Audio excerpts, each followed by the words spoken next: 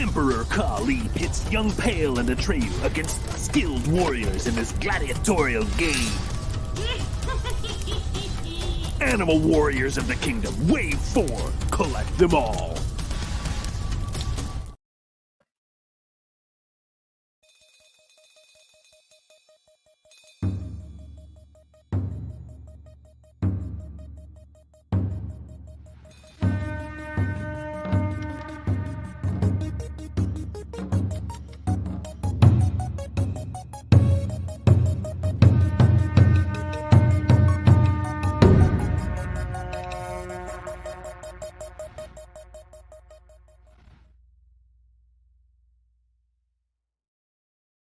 Hey everybody, what's going on? Hey, what are you doing? Live, it's and that's the commercial. why you get a little snippet of us in between the commercial and the intro video. I thought, yeah, you know what, Wave 4 is coming. We may as well get that in there because it's fun, and they made them, so we may as well watch them, I suppose. Nah, they're great, but you got to do the whole intro in that voice. Go. We're live. I think Jason does the hyenas laughing voice. Oh, nice.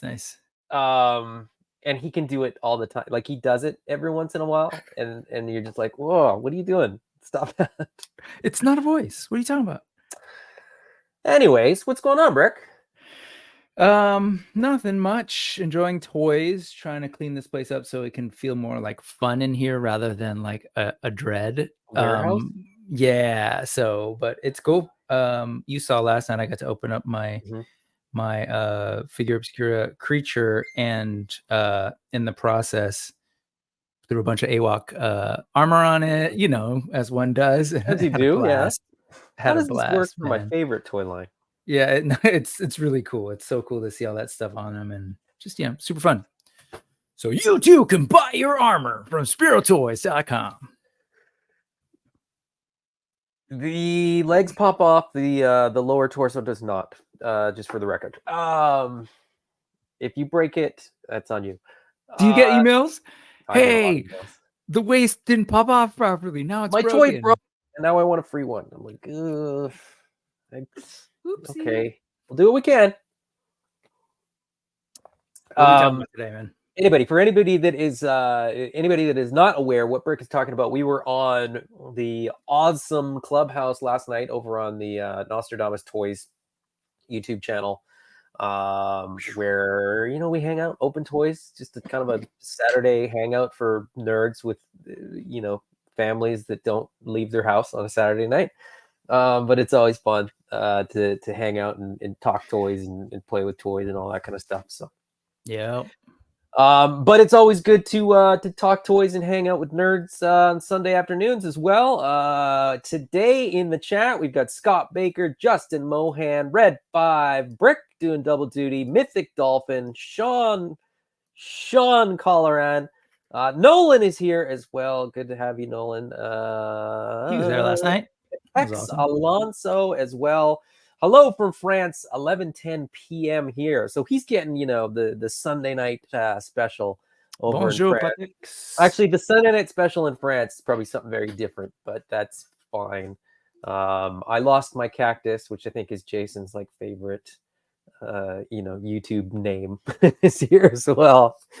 Well, good to have you guys all here hanging out. Jason is MIA. I don't know, you know, where he is or what he's doing. I was chatting with him this morning. He knows we're doing a video. I sent him a message and I said, hey, are you coming on? What's going on, buddy? Oh God. Okay. But anyway, let's get right into it. We're going to talk a little bit about a certain reveal from Joe Lanta. We're going to talk about the bird. We are going to talk about what's coming up, and then we'll go from there. And then we will be out of here by about 3:30 at the latest. Probably sooner. We'll try to be a little bit sooner because Brick will be going live at 3:45 over on his channel, talking to Derek Chandler, also of Spiro Toys. It's a Spiro heavy day, yeah. It is. It's yeah. We're not monkeying around. This is serious business. So let's get right into it. I was really hoping Jason was going to be here because I wanted to see his reaction to me using this photo. So of course, Spiro Toys was at Joe Lanta this past weekend. That's a picture of Jason at Joe Lanta. As well as the figure that was revealed. The surgery fixed everything. So they revealed a Joe Lanta exclusive figure that will be available next year at Joe Lanta, which is of course the Felonious figure, not to be confused with Faker. I know that people think that there's something to do with Motu here, but this is Felonious. This is a Animal Warriors of the Kingdom figure. This figure looks awesome. I'm very, very excited about this figure. When Jason first sort of explained what this figure was going to be, he and I were both like, is this a little too on the nose? Is this a little too like obvious that it is what it is, sort of thing? And it was like, but it looks cool. So like, what can you do, right? You gotta do it anyway. So this is Felonious. This figure will be available at Joe Lanta 2025. And it'll be available in person for anybody that's not there. Stay tuned. There will probably be figures available at some point through other channels, but those details are actually more up to the Joe Lanta folks than they are up to us. This is an exclusive figure, and the way that works, for full transparency, is basically they asked us, Spiro Toys, not Brick and I, they asked Spiro Toys if they could have an exclusive. Basically, the process is, there's a back and forth between Spiro and the Joe Lanta folks. They say, here's what we'd like. How much will it cost? How many units? On and on and on. And basically, if they say we want all the units, then they get to decide how you can get this figure, not us. So for anybody that's sort of asking, how and when this will be available, it will be available at Joe Lanta. Beyond that, I don't know. The details on that will probably come up closer to the date there. So, well, yeah, I mean, as I put it in the Kickstarter update this week, you got a year. Yeah, make some friends. Make friends. If at the end of the day there are not necessarily going to be any extras available to either online or to others outside of those who attend, find a friend who's going to Joe Lanta and make the deal. And it happens all the time, actually, as we know. Yes, it happens all the time. And and I mean that's the thing, is that I've been to a decent amount of cons in this last year, but before this year I hadn't really gone to any outside of local little sort of things. But that didn't really ever stop me from getting con exclusives. Right. Like I was getting San Diego Comic-Con exclusives just from people that I knew that were going. Yep. Or from whatever con, you just sort of develop a network of like-minded collectors. And just make sure that they don't all live in the same area as you, because then that's make friends with your local collectors as well. Please. But you got to get out every now and then for the purpose of getting exclusive figures and that spread that net a little bit wide. Make friends that aren't in 1/12 scale. It'll be good for you. That's even better. That's an even better point, because then if it's a 1 per, then it doesn't matter. I mean, if they're a 1/18 collector or a 1/6 collector, they'll still pick this up for you because they won't need it. Real quick on the design note, it's funny when I finally saw it and thinking about it as a lion, like thinking of like the Journey to the West, like the Azure Lion, because it's a lion, it kind of hits those notes too. Oh yeah, like that's a good point. There are 2 other lions from Fury Toys and Noda that basically are this bluish, angry, pearly lion. So I'm like, oh, it could be that. I mean, ultimately it's legally distinct, and then you go and give it a name like Felonious, and then you just kind of screw that all up. But that's okay. What he could have though is like the old reel-to-reel tape deck print. There's just something that was I think it's there's no new sculpting here. This is just reuse. This is basically King Hannibal repainted, which is perfect. It's the timing is right too. That buck will be pretty new. We won't have any extra versions of Hannibal out there. So I think a lot of people are going to want this. I personally, these colors don't quite fit in sort of the lore in my head.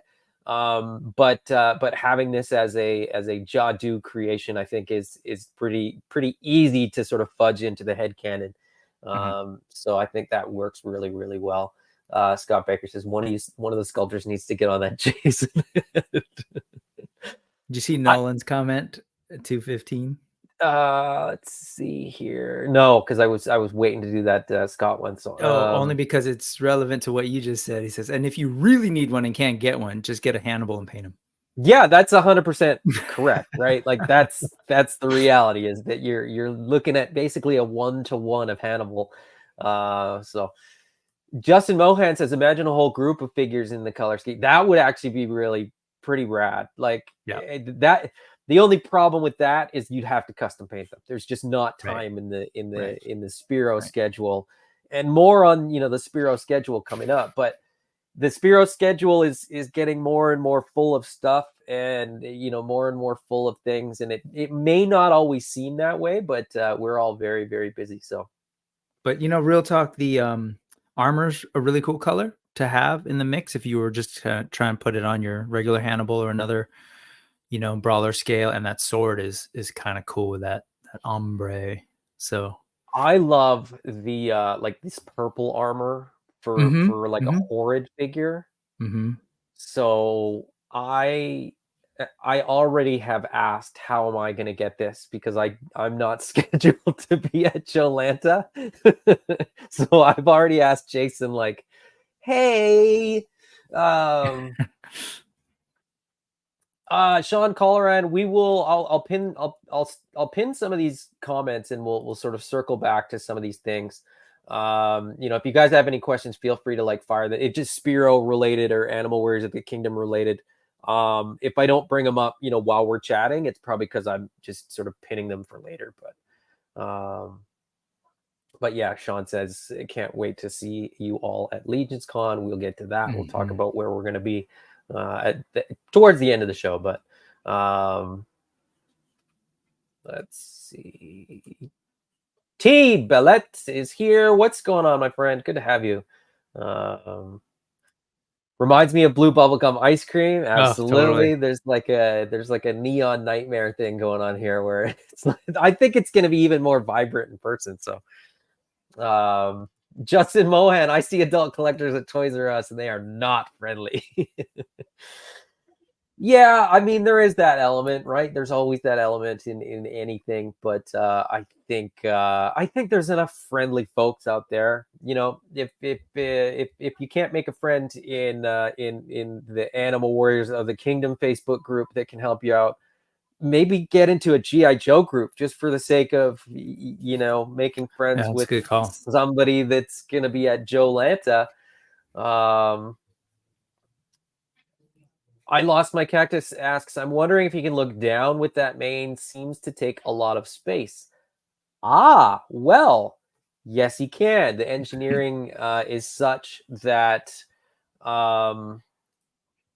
there's actually a separate piece here. So the head is one piece.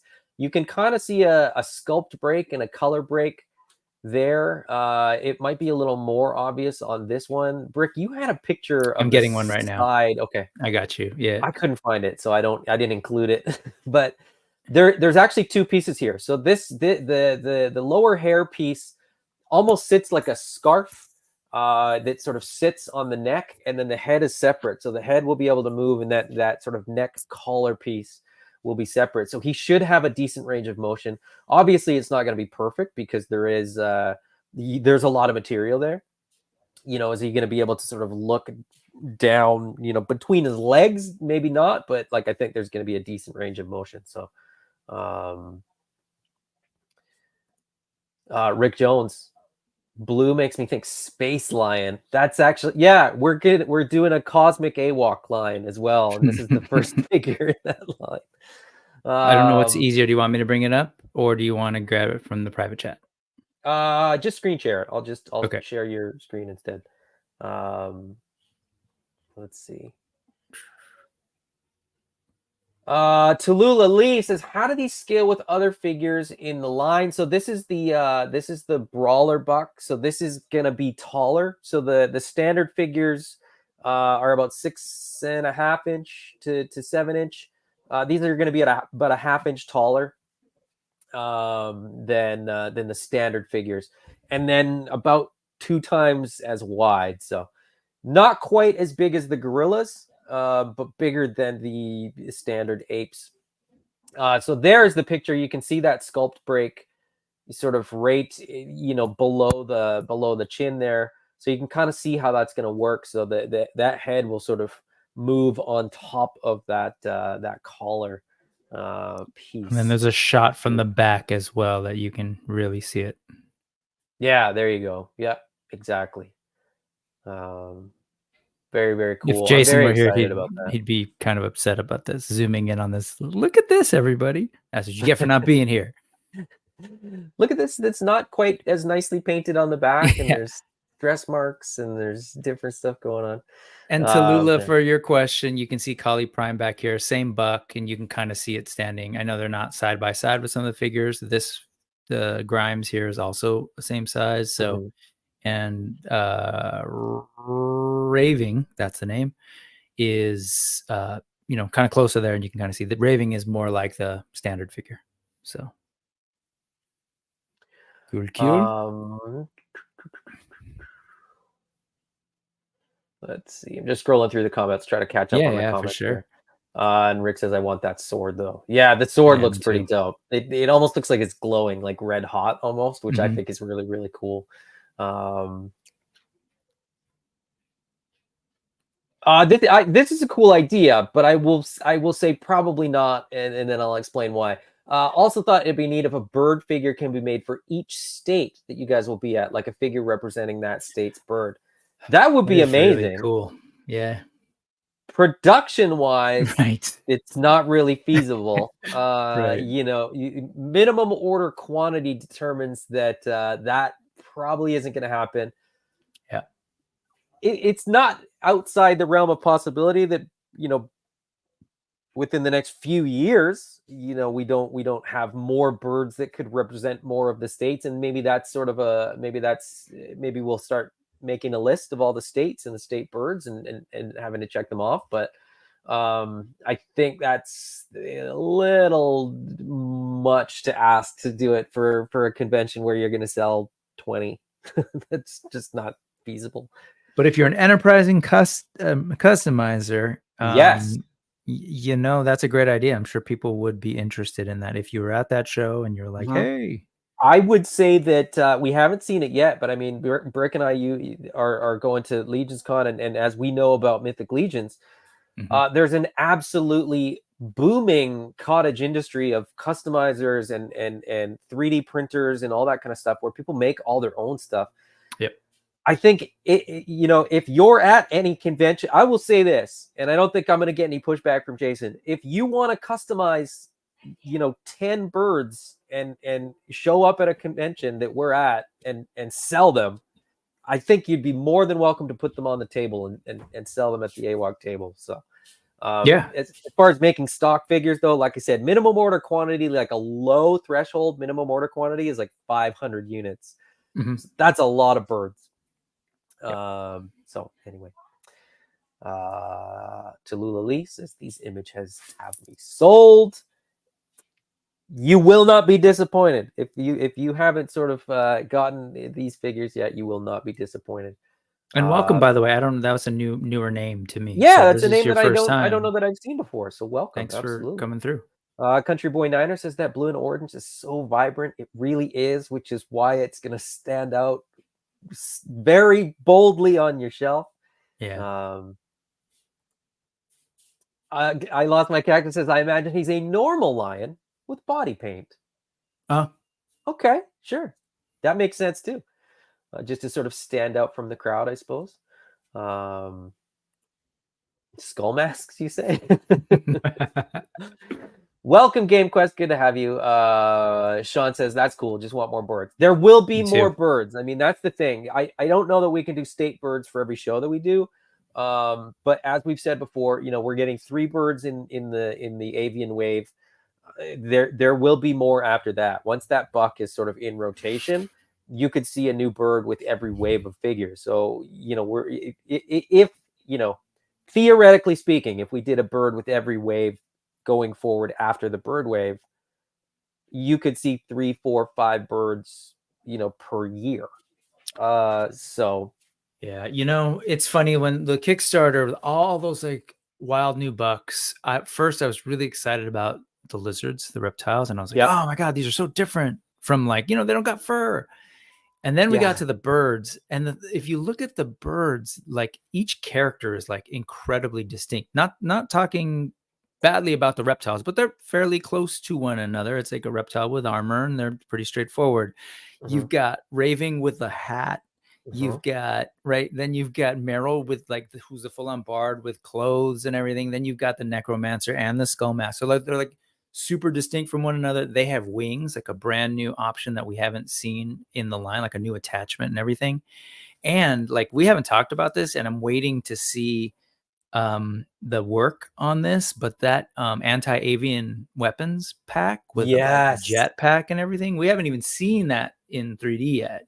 And we haven't even hardly talked about that because it came so late in the Kickstarter, and there's so much other stuff going on that it's almost like that thing where like that'll be the item that everybody forgot, and then when it gets released, people will be like, "Where did this come from?" And we'll be like, "Well, technically, it's been around for a year, but it was under the radar." And that's the item that like a jetpack and a net gun to sort of combat the birds for the non-flying characters. That's the one where like I normally like, okay, let the folks do what they do, but that was the one where I was like, hey Jason, what about this, because I really want to see. I think that accessory pack could be attractive to a lot of different collectors, and if there's a way that you can design it and engineer it so that it works on other lines, I think it's really cool, and I would love to see that with straps. So for the AWOK, we've got the pegs, but if you could do it in a way that peg is removable so it's not in the way. So working on it. We'll see. I want that for a bunch of my figures. So do I. Jetpacks. For a bunch of lines, and you're absolutely right. I mean, there's just a lot of potential reuse for that. So speaking of on the way, speaking of sort of in development, we've had some development in terms of the actual sculpts for the Brawler Buck. So these are no longer, digital renders. These are no longer STL files. These are now, printed and so these are check models. So for anybody that is not familiar with the whole process, you start with a 2D image. You design the character. Those designs go to the 3D sculptors. Those guys basically model in 3D digitally. So they're doing it on a computer for the most part, but it's sort of a 3D model where they can see, all sides and all angles and all that kind of stuff. Then from there, they put all the engineering in, and then that file gets sent to the factory. The factory does a mold that's not those steel ones. So the steel molds come after these models. This is a check model to check that the sculpting looks good, to check that everything works properly and all that kind of stuff. So these are plastic, printed figures, just made in, I think it's a silicone mold. So they're not as durable. They don't last as long. These are now figures that I need to try to get my hands on because I love all this stuff. And they're slightly softer. So if you zoom in on them, like the details aren't going to be as crisp because it is silicone. So there's a little bit of give in the mold. But it's the materials like what, these figures are made of. It's just pushed into a different mold. so they can kind of see if like these parts are going to fit together, if it generally moves the same. Mhm. So there are some folks who are like, yeah, the designs look a little bit like, you know, soft around the eyes, and Mhm. yeah, that's because that's this process. But once you get this in steel, that plastic goes in and it sits exactly the way that you want it to. So Yeah, so that's so with so this is why, you know, when sort of people sort of wonder about this process, and I'm personally fascinated by this whole process. So the check model is a silicone mold, but the silicone mold is silicone. If you have, you know, silicone stuff around your kitchen or house or whatever, you squeeze it, there's give to it, no matter how thick or dense you do it. Um, and they're typically like a single use. Like you basically can use a silicone mold once. You might get away with doing it 2 times, 3 if you're really pushing it and you cut it really, really well. But they break down. They don't hold up. So the reason that they do them this way is because it's way, way, way cheaper. You get these check models, and then they cut the steel. The steel you can use 10,000 times to make the exact same figure with any, you know, ill effects. Like the steel doesn't wear out. You know, it doesn't move, it doesn't displace, it's not affected by the hot plastic getting injected into it. So those things last kind of forever if you treat them nicely. If you don't treat them nicely, they're steel, so they rust and they corrode and they break down over time. But you know, the good factories, the good factories will inject plastic into a steel mold almost indefinitely, and then they just clean them and treat them and put them away. And they are heavy; they're like chunks of solid steel. So. You know, you were talking about trying to get your hands on them. That's the one thing I never asked Jason about, because so these are shots. They've just came out of the factory and we're taking photos. Sorry, the person on the other end took photos and sent it to Jason. So are they going to send them to Jason to kind of physically handle, or not really, right? No. So Yeah, it's all video and our project manager is based in Asia, and he's really good at what he does. He is, I mean, if he says, here's what we need to change, to the best of he my understands understanding, it. Jason goes, great, let's do it. If he says it's good to go, Jason's like, great, let's do it. So there is a lot of trust, you know, put into our project manager. Every project manager is different, so that doesn't work for everybody. Some people would get these shipped to, you know, wherever they're looking at their models. They would take a look, they would take notes, and then they would send that plus the notes back. This way typically is just a little bit quicker. You know, once you have that relationship with your project manager where you kind of just trust them to do what needs to be done, it does expedite the process for sure. Because as I said, you know, you make 1, maybe 2 of these, you don't,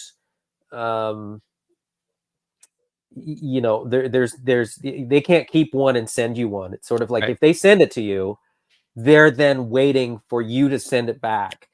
If it's already there and you go, great, it's perfect, let's go, the molds, you know, they can move on to cutting the steel molds effectively the next day. Not literally, but effectively. That's, you know, it doesn't interrupt the process at all. So it's a little bit quicker if you can do it that way. But yeah, so we're moving, and yeah, this is the same one that you'd use for Hannibal and for Felonious. So it's cool. Good stuff. Patek Alonso, what's the small part at the bottom of Kali? There's all the parts with Kali, unless I'm it's missing that joint. something. It looks like a oh, this one. Yeah. Is that a forearm? So this is or a piece. Leg? Okay. I noticed that too, and I'm not 100% certain why it's there. When we look at this figure, like Hannibal has that on his lower leg. I don't know. What I suspect is that maybe it's just part of the mold. Maybe there was just some confusion there, because it's the Kali lower, or the Hannibal lower leg piece.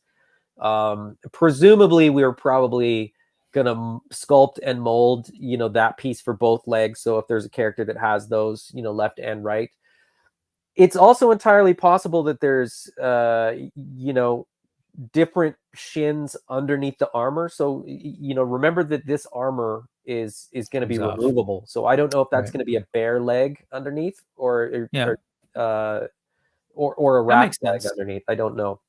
Yeah. But if that's the piece that you're talking about, that's what we're looking at there. So. Yeah, it's not unlike this guy who has like, you know, the molded armor in it, but there are biceps that don't have that. So it would entirely make sense for the buck to build that into the same mold, and they just inject the stuff, export it. They probably took pictures and were like, hey, this was all in the same mold like here, but that part might not be used for that figure, but used for just Hannibal. Yeah, and to that point too, like you know, when we're talking about like we're sort of going outside of you know, the brawlers, but like when you look at the speedsters, and people were talking about how the Fox has a mechanical arm, right?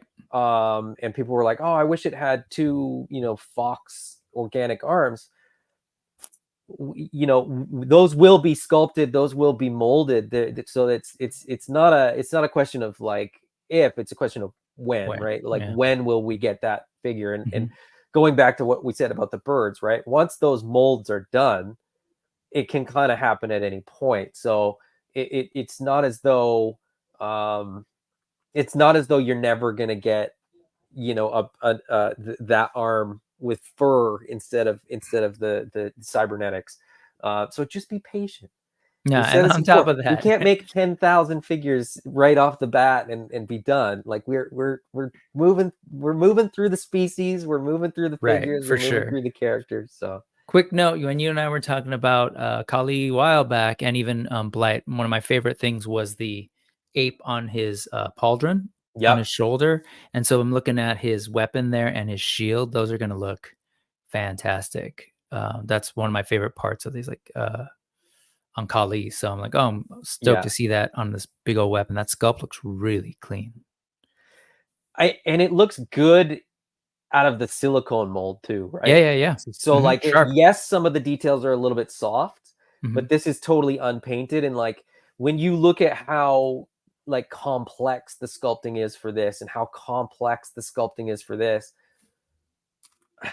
they're gonna be so good when they're painted. And I think there's like gold paint going on some of this too. So Jason doesn't like to use metallic plastics, so if there's gold on here, it'll be like painted, which means it'll probably be nice, vibrant, shiny, bright gold. So very, very excited for these guys. Yeah. Tallulah Lee says, just thinking 20 years from now, these will be grails. Well, 20 years from now, reach out. By then, I'll probably have them in my possession. Rick Jones says plaster is the cheapest of all. Yes, but silicone is easier at a factory level, is what my understanding is. Brian Brink, I heard they use steel molds as anchors in China, in small villages. Yeah, well, once you're done with them, they're just used steel. So I've heard they've used them for that. I've heard they've thrown them into like foundations and like all sorts of stuff. Yeah, I mean, use it. It's big giant chunks of steel. So why not? Awesome. Right? Yeah, absolutely. Now you can reuse tooling to some extent. Like things can be added and subtracted to existing molds. So if you do sort of come up with a different version of a character that has, you know, a detail that's different, you can reuse them. It's not as easy as just cutting a new mold, but I mean, sometimes it's cheaper. So I'm just thinking about toy lines that no longer exist. Yeah, absolutely. You know, absolutely. Yeah, they're just like, they destroy companies them, that go out of business that just, you know, what do we do with your molds? Throw them in the sea. What do we care? Tallulah Lee says, I carry an emotional support action figure with me at all times. I've been going through hard times lately, so my lovely girlfriend gifted me 4 AWOK. Nice. Which girlfriend sounds like a keeper. Yep. I travel. Whenever I travel with my travel buddies, and Pale is one of my travel buddies. So let's see here. The tactile experience on these guys and their armor is absolutely unmatched. Agreed. They're like, again, when the products from like wave 1 came out as good as they did, Yep. and the project manager tells you that this figure's good to go, I think you're pretty safe to trust him. That's exactly what I was thinking. I was like, well, at first I was like, well, that person's also working on other lines, so they're familiar with this process. They know way more than Jason did, Yes. right, Yep. practically speaking. Yes. But then now we're how many figures down, the person knows what Jason's looking for and how these things are meant to be. So, oh yeah, yep. absolutely. And I think that's you know, some people are better communicators, and I think Jason is Yes. Jason is a good communicator. But Jason is also like a very collaborative, creative person, which is Yep. not as common as you might think. He's so, you know, he's very open to input and to sort of having other people's opinions, you know, play a part in some of the decision making, and so it's no surprise that, you know, he sort of lets the guy that's been making toys for, I think, decades at Yep. this point decide whether a mold is ready to go or not. But I mean, we have great sculptors, you know, Yep. from the 2D design to the 3D sculpting to the project manager to like everybody involved. Like everybody is really, really good at what they do and very, very professional. There, and I'm not just saying this, you know, to sort of toe the party line.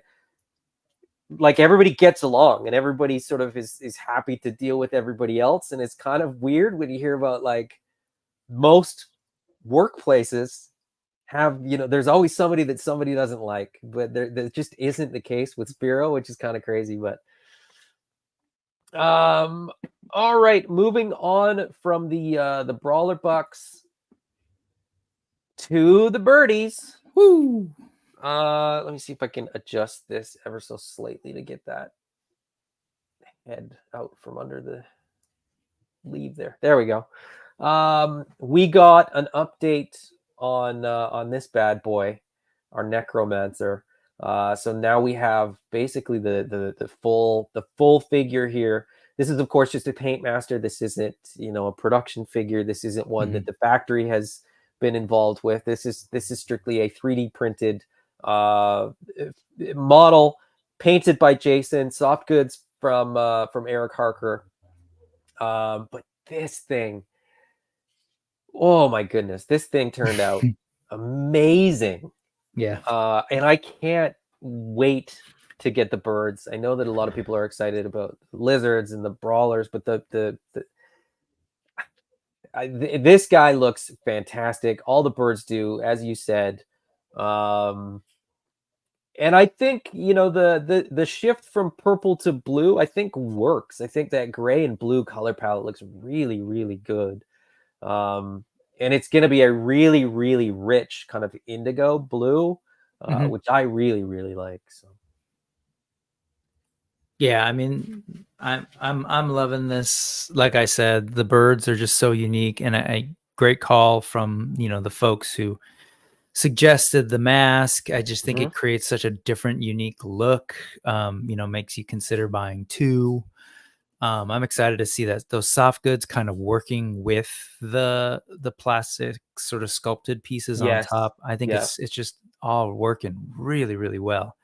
Mm-hmm. And those weapons are just, again, super unique. I think it's like right up there with you know, our favorite of like Vero Atlas, right? And that Yes. that shard at the end is also translucent, which is cool. It's the magic users in this world got some really cool gear. So and we haven't really seen, we've talked about this when we've done our sort of comic book shows, but we haven't really seen magic used as such in this world yet. So, you know, but it's still cool to get, you know, more magic users and to sort of imagine what that aspect of the story is going to be like, what that part of the lore is going to be like. I feel like that from a lore perspective, I think that brings a really interesting layer in, because we're talking, spoiler alert, the comic's been out for over a year, so at this point it's on you, not us. But you know, we're talking about a very advanced civilization that is manipulating DNA and cloning and things like that.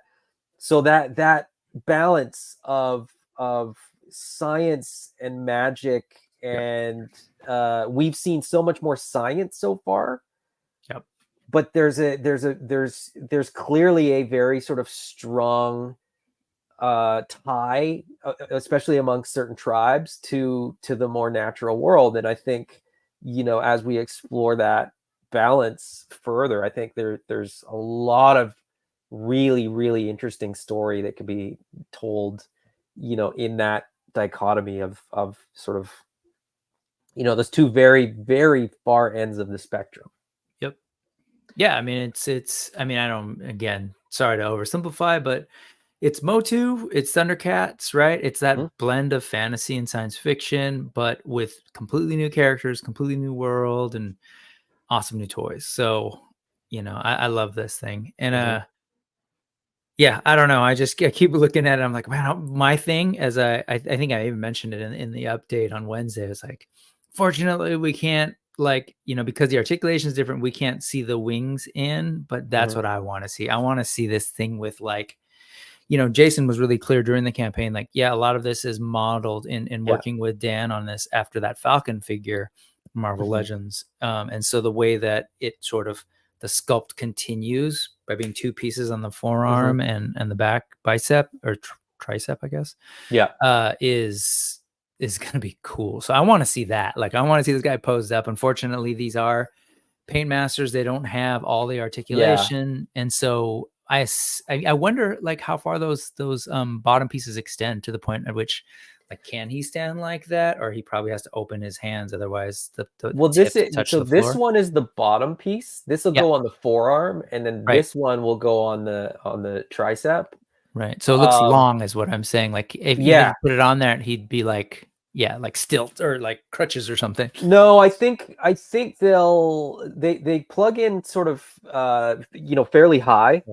Okay. And then sort of go down the length of the arm, and then I think from what I can't remember, but I think from what I've seen, they won't quite hit the ground. Okay. So you'll still be able to sort of pose it as though he's standing, even with the wings on. That's cool. I just want to see it. I'm just antsy. Yeah. And play with them. I mean, I can't wait. That's I was playing with my Animal Warriors of the Kingdom figures that I do have yesterday.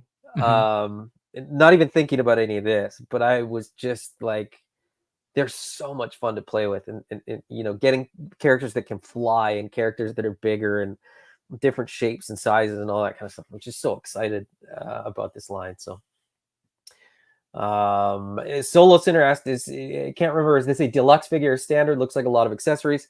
The birds are still standard figures. And what I can sort of explain to that point is that, when you basically send all these samples to the factory and they basically give you a cost that they just average out over your figures. So some figures may seem, and this is true for just about every line as far as I'm aware, where you see two figures and they go, oh, that one should be less expensive and that one should be more expensive. Well, really what the factory is doing is telling you how much the wave is going to cost and then breaking it down. So we managed to still get this in at the standard figure price. Yep. Because some of the figures are a little less complicated. And by some of the figures, I mean, like, some of the speedsters, there's maybe less going on there. And so some of that money kind of gets paid for by them, kind of thing, if that makes sense. Yeah. The biggest if it challenge doesn't make sense, it doesn't matter. They're still standard figure price. So it's cool either way. But this is the part that, like, I know we're not necessarily going to do enough updates on. Yeah. But we do a lot of, like, hey, look at the sculpt, all the creative pieces. And I'm going to try and work with Jason on this. I don't know what we can do, because I know it's not a part of his normal process to think about this stuff and throw it out there, but like packaging and packaging design, that's where things get a little bit more complicated, because you are going to have to do a slightly different blister pack or whatever, the not the blister pack, but whatever's underneath that holds the thing. Insert, the plastic insert. Yeah, the insert, like, that's a whole other piece. So, like, you've got to think about, okay, what's going to hold all this stuff? And as people pointed out, it's like, man, there's a lot of stuff for the birds, because there are, and people are asking other questions, but there are additional hands for all of the figures that we haven't actually seen. So, like, some Tallulah was asking about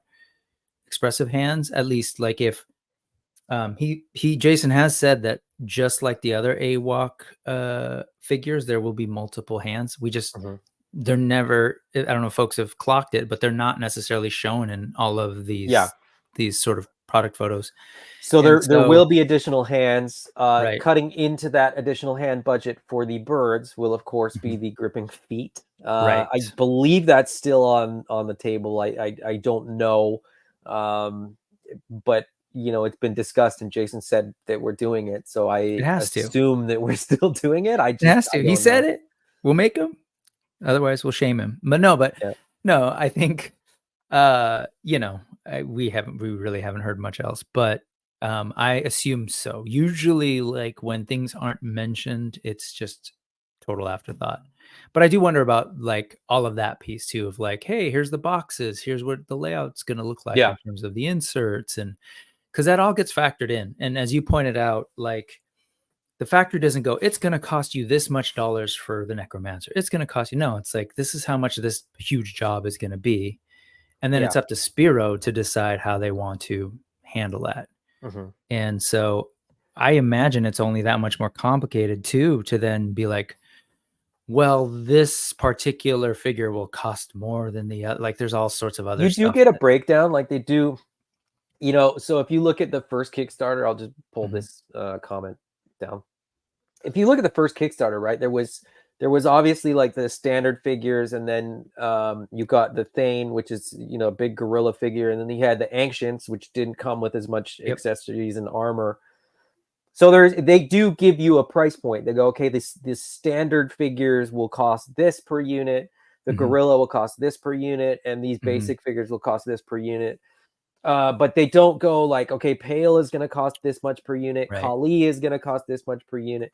They basically kind of cluster them and go, okay, these are all similar size and similar, you know, number of accessories and paint apps and so on and so forth.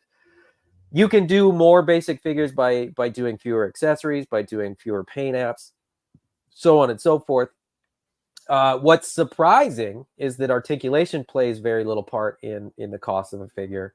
It costs maybe a little bit different in terms of the mold costs, but you know, articulation, they don't really care. It's just part of the assembly process, and that's kind of a wash. Paint apps and, you know, stuff to pack in, soft goods, like there's certain things that just cost more to sort of add in. And so in terms of sort of keeping the costs down, you know, you're going to get some figures that might feel light, and some figures like this guy that feel a little bit heavy on in terms of what you get. And so that's why, and that's sort of how that works. Tibolet, Thomas, I think, is that his? Thomas. Yeah, that's I personally prefer the black and purple colors. Any reason for the change or just artistic choice? The best of my understanding, and Jason sort of explained this to us before, but he basically said that when he did this in the exact colors that he initially had in the 2D render, and it just didn't work well. It looked really boring, and it in a 2D kind of comic book art, it looked great, and in a 3D real world figure, he said it was just bland, and he couldn't get the purple to work. And so he basically just decided that he kind of shifted, you know, in the color spectrum, and instead of black and purple, went sort of indigo and blue. So, you know, it's you're gonna have people that sort of like it, and people that don't like it, and hopefully, you know, once the figure is in hand, you forget about it because it's been done so well that it doesn't matter. But I get that. I mean, I can totally understand. I mean, I'll go on record with him and say, like, I like the idea of a really sort of like dark, or the idea of like a necromancer being more on that end. But like what I see here, I'm not going like, damn, that figure's ugly at all by any means. And I'm not saying that Thomas is saying that either. So, you know, at the end of the day, I'm happy that we're getting this. But no, I totally understand where people were coming from with that. Because there is this notion of like it's a necromancer, like, you know, you think death and like he's slightly goth. So but and I think and I agree, like looking. that darkness that you get with blacks and purples and things like that. I think there's more I don't know, there's just something more sinister about it. Yeah. But just like you said, when I saw this, I was like, dang, that's a beautiful figure. You know what? I would still like at some point, maybe we can do a black, you know, this figure could get repainted and redone, and maybe we could get a black and purple if Jason can sort of figure it out, but this just made more sense in the what I actually wondered, and I was expecting him to say, was that because he had done Raving, which is mainly a purple and black character because of the black feathers and purple. Yes. I was expecting him to say, oh, it was just way too similar. Like they just looked like, you know, and so, but that's a good point too. And I didn't, I don't said that, but maybe that might have been sort of in his thought process. He's a good communicator sometimes. Like he's good at, no, I mean, I don't know generally communicating, but sometimes that that kind of thing. So. Yeah, that might have been part of his process, and you're absolutely right. We've got a black bird with purple. Yeah, having a you know, a gray bird with black and purple might have just been too close, or maybe not. But it is, you know, you do make a good point. Justin Mohan, this will be the toy version, and the black and purple could be the comic version. Just like Transformers, just like they've done with like the Super 7, just like they do with G.I. Joe sometimes, you know, the retro card and stuff. That's a very good point. Yeah, and I think you said this earlier about the birds. Like, hey, if the line gets bigger and it gets to a certain point, then sure. I mean, that all of this is totally true. The reason you get to do this for things like Transformers that are like 40 years old is because obviously they're huge, and there's a market for people. Yeah. Like the market will allow for people who like, I want this variant, and people will be excited. At this point, this is the debut of a brand new body style and a brand new character from a brand new property, and like, the reality is it's just not there yet, but someday, absolutely. Consumer demand willing, you know, there could very well be a black and purple version of this figure. So let's see what else have I got. Let me see if I got any more slides. We might have a nice short episode today. Shout out though, like, yeah, while you're looking, and the last thing I'll say about this guy is because of his pauldrons, that is a unique silhouette. Like he's like he's one of these, like, he's a skinny, scrawny bird with big old weird like shoulder armor. So I don't know. I had to see my slides. That's why I took it down for a second. No, again, it's just like the birds are each one is so visually distinct that it feels extra special in my brain. So I'm super excited about these guys. Actually, Solo Cinder makes a really good point, because we do have a black bird with purple armor, and these parts are relatively easy to swap, most of them. Yeah, you could swap, you know, Raving with Scathing in terms of the bird parts, and you have most of the purple there, and then there's purple skirting available from, you know, third-party vendors or, you know, other lines. You could steal Swig's skirt from Mythic Legions and swap that for the blue one. So yeah, I mean, the possibilities are endless, and that's the thing too, is that, you know, you get this sandbox of parts, and you get all this stuff, and you can do whatever you want. I mean, whatever you can imagine, you can kind of do. I've got a shelf of horrid army there that, you know, no two horrid figures on my shelf are the same, because I've swapped parts between different monkeys and that. I even have a cat in there now. I have a horrid soldier that's a cat. Now that we have, you know, a black cat head and stuff, so. You know, like, I think I don't know if you figured out what else is on your slides, but there was like SGX and the shows. But when we get to the shows, I'll pick back up on I don't have slides for those, but I do have one more slide that we can quickly take a look at, just as an update. There it is. Yes. The dock strike is over. For now, we're not talking about that today. Sorry. The dock strike is over for now, which means that Wave 4 should be leaving, the port of New Jersey soon and getting to the warehouse. And I know a lot of people are really, really excited about these. I don't know how long it's going to take to get, from the port to the warehouse. Unfortunately, that's 100% out of our control.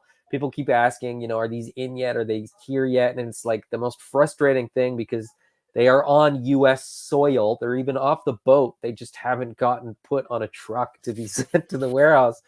And they've been there for weeks. But these figures are on the way. So that's why we had the commercial at the beginning for Wave 4, because I wanted to just mention that these are on the way. Please be patient. We're so close. If you're close enough to the dock, you could literally smell them. We're so close you could smell them. But we're not close enough that we can get them sort of out of a warehouse and to the customers. If I can add to that, then so what was that show that Travis went to? Do you remember? Were they? Travis was at. Oh, it was the one at the last show in the NASA flight thing. Yeah, you know I what I'm can't talking remember. about? I can never remember what it's called. It's at the Fuge. Yes. ZoloCon. Anyways, okay. So at ZoloCon, so there are some of these figures that are out there now because the factory drop shipped a couple of cases of final figures to Jason prior to sending out, or maybe even at the same, I don't know how that all worked, in the shipping container. Prior to. Yeah. And so he had some of those and he was like, well, I'm not going to sit on these. We're going to be at a show. And so he sold some of them there. He requested 2 of each figure.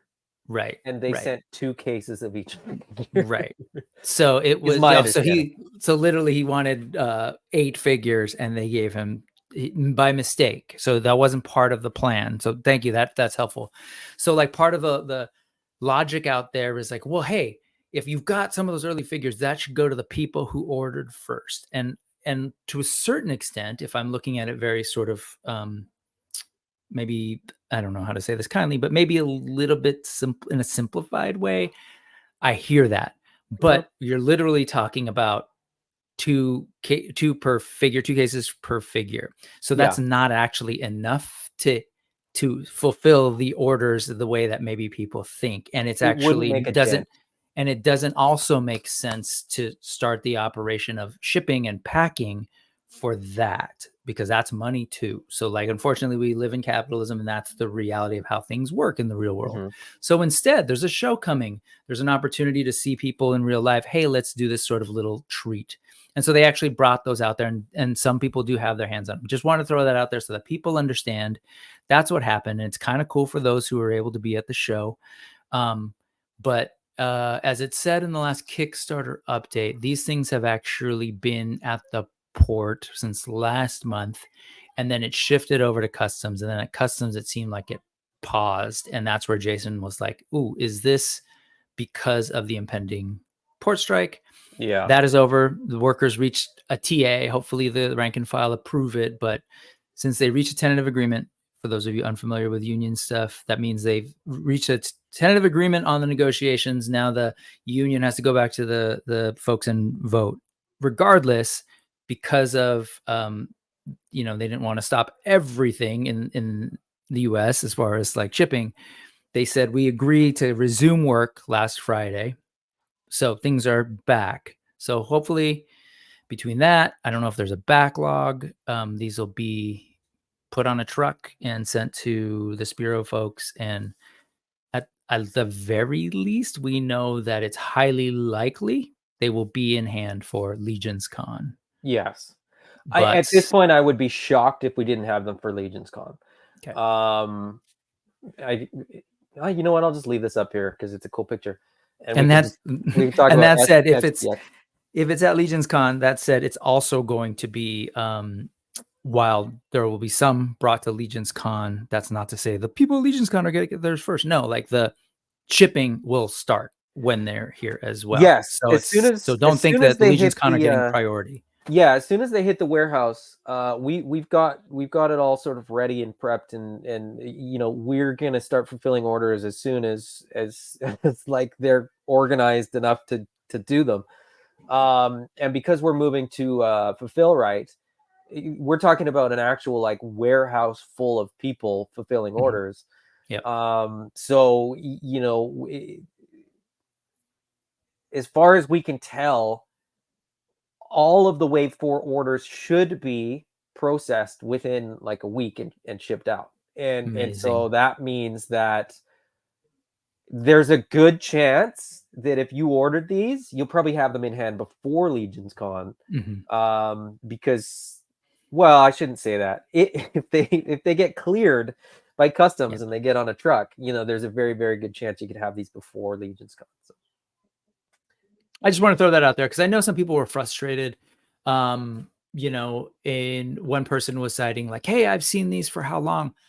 Since I think it was PowerCon 20, the last PowerCon. Yeah. But the thing that I'm trying to backtrack on and to just try and understand that is, I asked Jason, I was like, "Hey, when did you actually pre-order them?" Because just because you had them, the Paint Masters at PowerCon, doesn't mean that people were ordering them yet. And I don't know if how that worked with retailers. Maybe, you know, but so either way, when was PowerCon? August of 2023. Yeah. So, you know, yeah, we're a little over a year if you're going by that. I don't know when pre-orders started, but you know, I think things pre-orders happen. started this year for these. Because I was going to say it didn't seem very long to me, but we have seen them.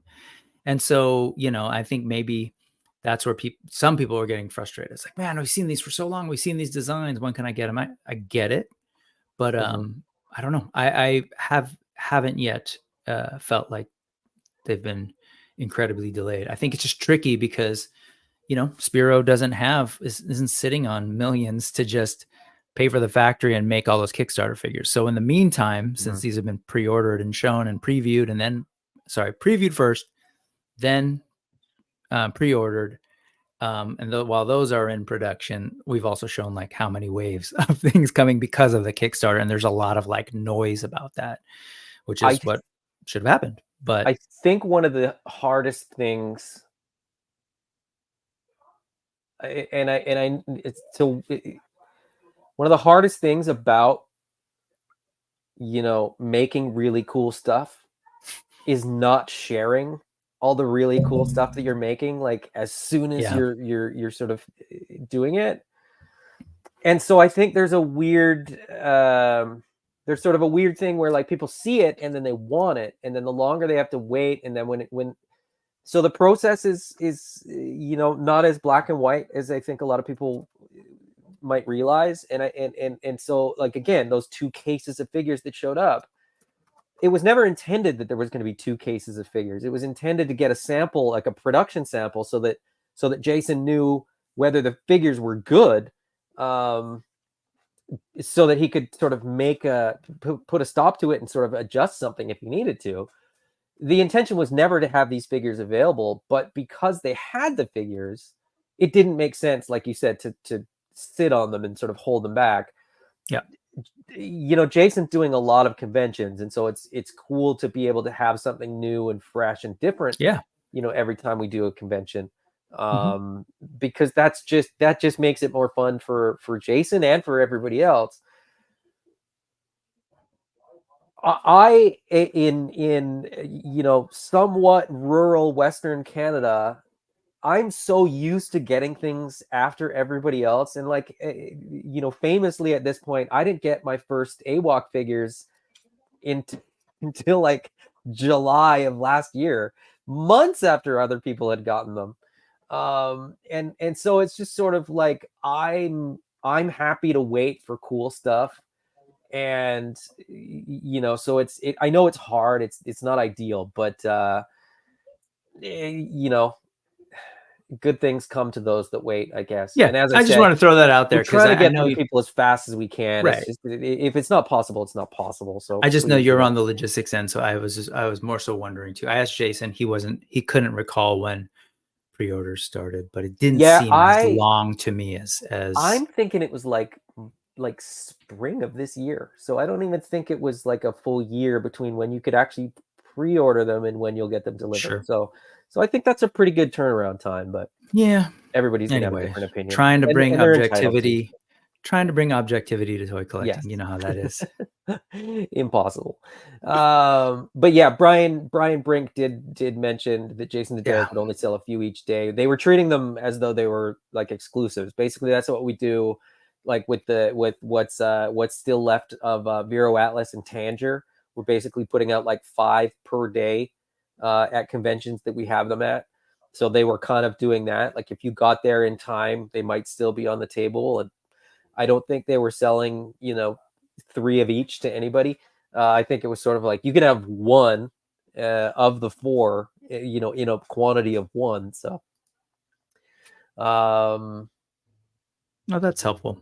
So, Jason Reichert says, I picked up the guy with the blue shoulder pauldrons and wicked big sword at Zolo. Awesome. My first AWOK. So nice. Can't wait for my Kickstarter rewards. Can't wait to get them to you. But as I said, we will we'll do everything that we can to get them to people as quickly as we can. But Justin, how do we know Jason is not sitting on millions? I wrote back and said, if he is, he's not doing it right. But yeah. Let's see. I hope the people who do get them put out more reviews. Need them to live vicariously through them. I did a review of 3 of 4 of these figures. I think, but it might have just been a live video. I can't even remember now. You did a live unboxing. Yeah, I think I did them all just as an unboxing. I think you're right. And Brian Brink says it's really nice to get a surprise when going to a con. Totally understandable. That's just it. We had them, so it was just cool. We didn't expect that we were going to be able to sell them to people. So that's a whole other conversation. And you've spoken on this quite a bit in terms of like con exclusives. But the reality in this world where everything is accessible on the internet and you can order things or you got a bunch of stuff at Target. Yeah. It begs the question of like, why am I going to these cons? So then when companies give you a reason to go to these cons, it's like, oh, okay, cool. Oh, that's why. Yeah. Because there's cool stuff. Yeah. Red 5 says, curious if the Hainan Jaguar head's bigger than the other cats. That's a good question. That is. I happen to have a Jaguar and I happen to have our Treyu. I'm going to pop the heads and see. I didn't even think about that. Are you talking about the ball joint, I assume? I'm pretty sure they're the same.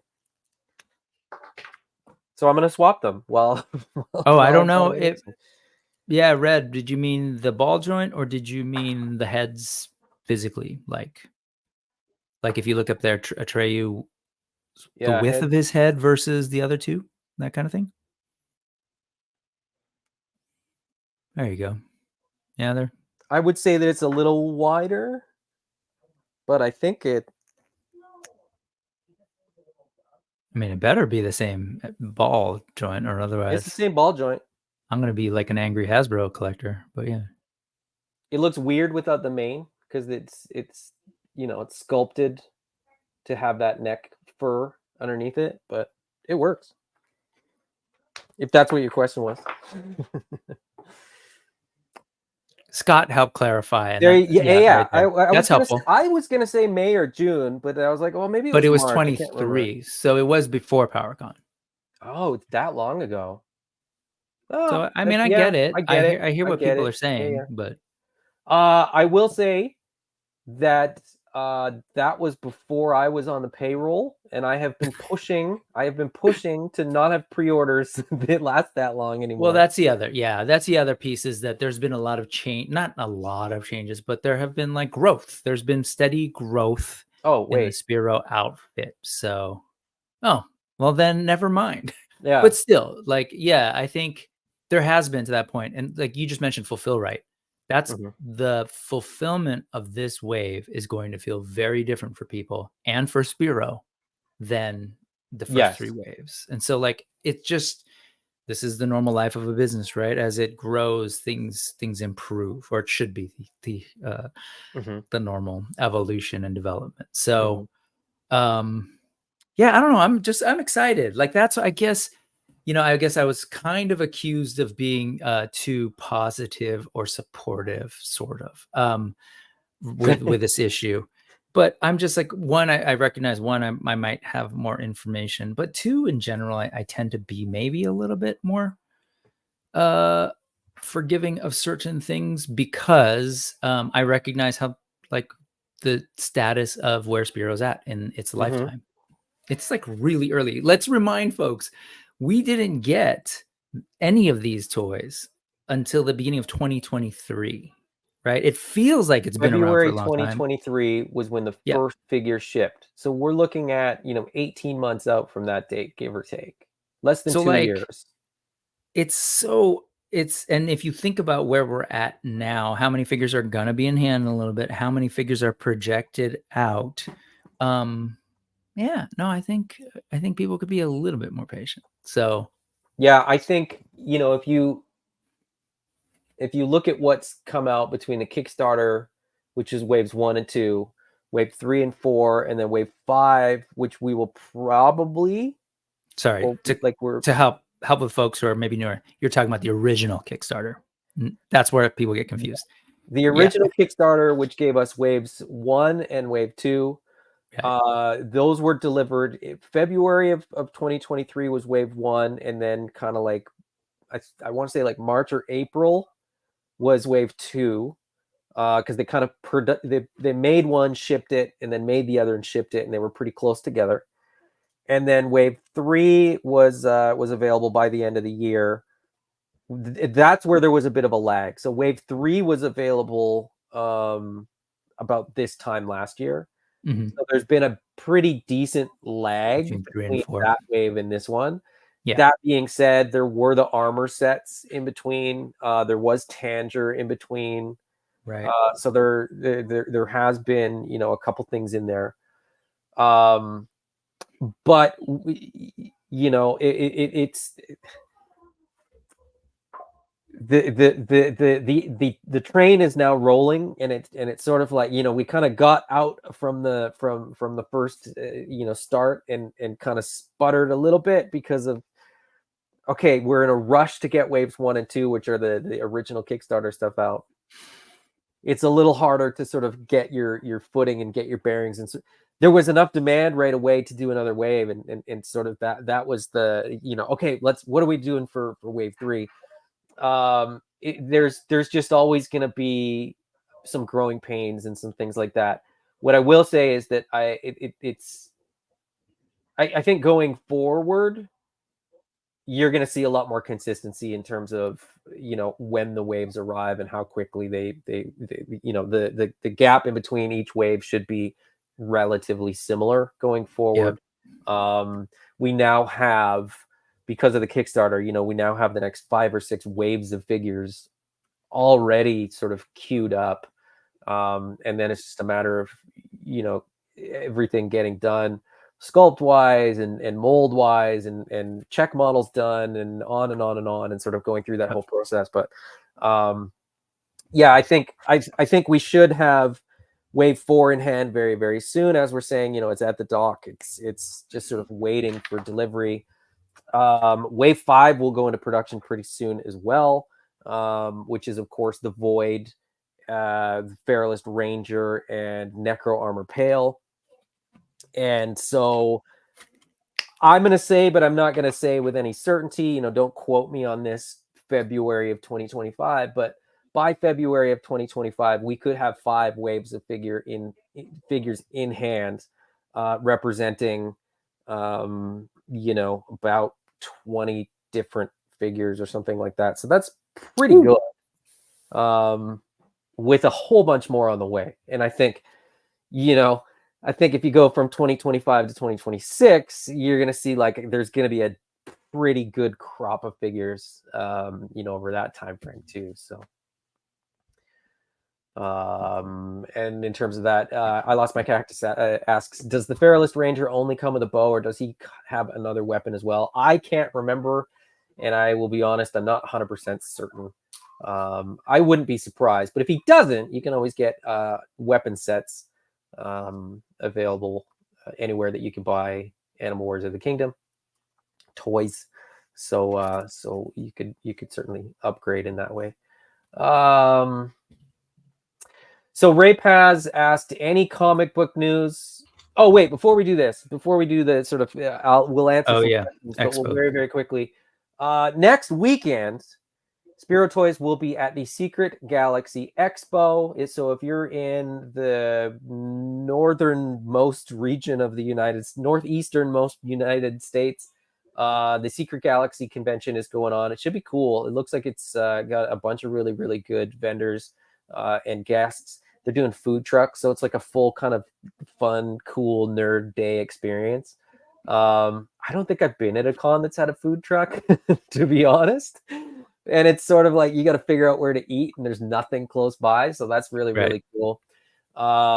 They may have some Wave 4 figures there, but don't quote me on that. They will have all the Waves 1 through 3 headsets, accessory sets, the armor and the weapons, stuff like that. They might have some other cool stuff. I'm not entirely sure, but go check that out if you can. Should be a lot of fun. Secret Galaxy's doing another version of this guy, which I've asked Derek to pick up for me, who's going to be your guest on your show right after this. And then November 9th and 10th, Brick and I will be live in person. I mean, live. We will be there. We're not doing a video from the floor, but we're gonna be at Legions Con.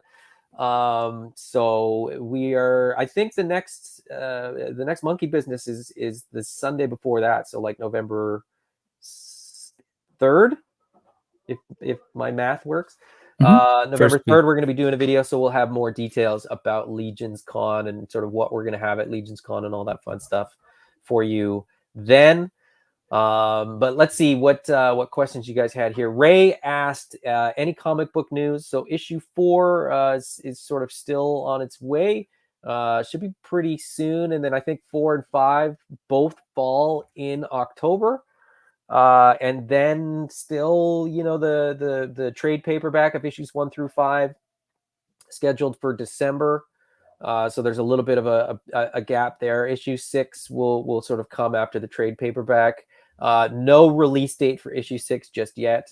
But 1 through 5 are done. They're ready to go. It's just a matter of, release dates and having those go monthly. And Sean Colleran asked, before I forget, he asked this like an hour ago. Any chance that the original graphic novel will be reprinted? Curious to see how the story changed. I don't know. I'm not 100% certain on that. Feel free to send me an email, though. I might be able to get you a PDF version of it if I can't get you a printed version. It's changed pretty dramatically, I would say. But there is still some untapped characters. There's still some untapped sort of stuff in there, so it's still a pretty cool read. I Lost My Cactus asked, do you know any revised guesstimates on when series 1 and 2 are coming out? That I don't know. I don't think we have any like set dates on them just yet. And they I'll be perfectly honest, they keep moving because you just never know until you get to the point where you have molds made and you're kind of in the queue for the factory. The factory won't even really give you dates. Like it's like, oh yeah, you're in the queue, we're gonna make your stuff, but so we can be in the queue now, but if there's any delay where we're not ready for them to make the figures, then that can get changed and stuff like that. So the answer is nothing concrete. And I would rather leave it that way than say, oh, they're going to be this and then change it and go, oh, now it's going to be like, for me personally, I would just say I don't know. And once we have basically the way that it typically works is the factory will let you know when you're sort of next up for production, and then they'll actually give you an out of factory date. So they basically say this is the date that all of your figures will be completed, and so that's kind of the first like concrete date that you actually get. But then you still have to get them on a boat and get them shipped over and get them trucked to the warehouse and all that kind of stuff. So that's why I say like there's so many variables until they're at the warehouse that I would rather not.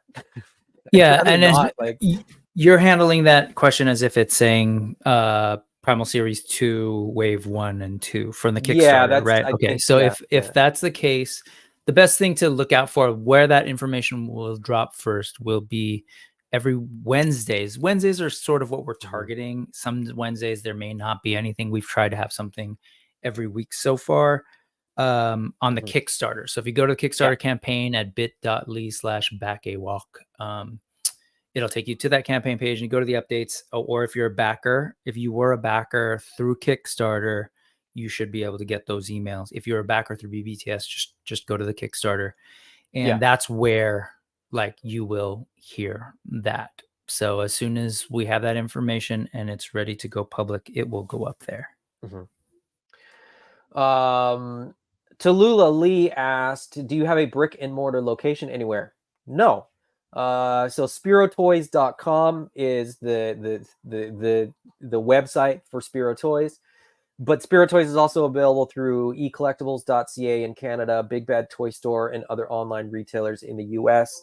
I know that they're available other places globally. I just don't remember, the sites and things like that. But there's lots of brick and mortar locations that stock the product. You're welcome to email help@spirotoys.com. Let me know where you live, and I can sort of point you in the direction of a retailer that might be in and around your location. Otherwise, if you have a local comic book shops can order them through Diamond Distribution. So there's no reason that you shouldn't be able to get them pretty close to where you live. But that's, essentially dependent on your local retailer. If they don't have people asking about them, they might not stock them. So, and Tallulah, if you're newer, when he says email help@spirotoys.com, that literally is going to him. That's why he's saying I am help. Yeah, he's not sending you to other people. He's sending you to him. Yeah, just send me your information and I'll let you know. Scott Baker says, you forgot about the Chinari Centurion wave we got also. That's right. Oh, no, that's wave 3. I consider that wave 3. Oh, that's right. Well, the reinforcements or what? I don't know. I guess we don't call them that, but yeah. We don't call them that. Other brands call them that. Right. But yeah, we got that. That was wave 3. Wave 4 is the Gladiator wave. So I did include those.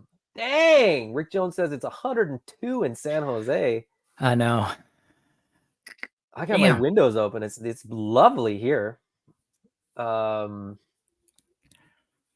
says, any chance of expressive heads? I would love a few more options for Pale and Kali. We're working on it. We're trying to get more of that stuff. It's just, again, it's like, the more successful financially the company is, the more wiggle room we have. We can. So I learned this from Savage Crucible, that, a mold, when it gets injected with plastic, is like a big chunk of metal. It's like a foot by a foot or 16 inches by 16, whatever it is. But inside that mold is like little molds. And so each one of those, we can, those are cheaper, per little mold. Doing 3 or 4 expressive heads, it's just a matter of finding the right timing for it. We do intend to make alternate heads for Pale and Kali. So just be patient. We're getting there. I think he's patient. He was just asking if that's happening. Yeah. And I Lost My Cactus says, I definitely like the classic fangs bared monkey pose for the troops. Stay tuned. As I said, we're working on it. I Lost My Cactus asked, do you know if the intent is to maintain production of characters in the line, or will they be replaced, be limited as stock runs out? Think Mythic Legions. That is the way that it works. So we may, if there's enough demand, say 2 years from now, there's a big enough market and there's enough consumers that go, hey, I missed Pale version 1. Will you ever remake it? We might revisit that, but once we've made a figure, we kind of have to move on to the next figure, because we're not Hasbro. We don't have the ability to kind of like sneak another figure in and just sort of do that. But as I said, if there's enough demand for anything, anything is possible. So what I will say is, if you're new to the line and you intend to go all in, the Chunari, the wave 1 Chunari and Horde troops, don't sleep on those. There are not many left. Get them if you can. Yeah, that's my advice. Get the old ones first. We're caught up with the chat. We're right around the time that I said we would wrap things up. So let's call it a day.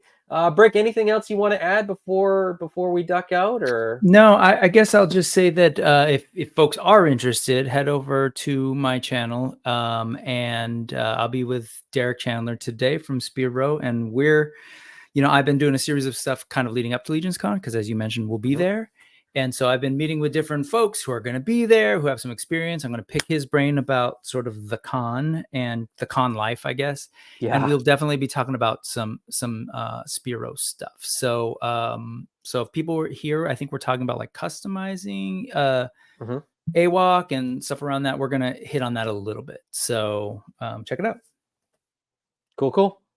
As I said, we're going to be at Legion's Con in November. If you're going to be in the area, come by and say hello. It's a great con. It's so much fun. So many cool people.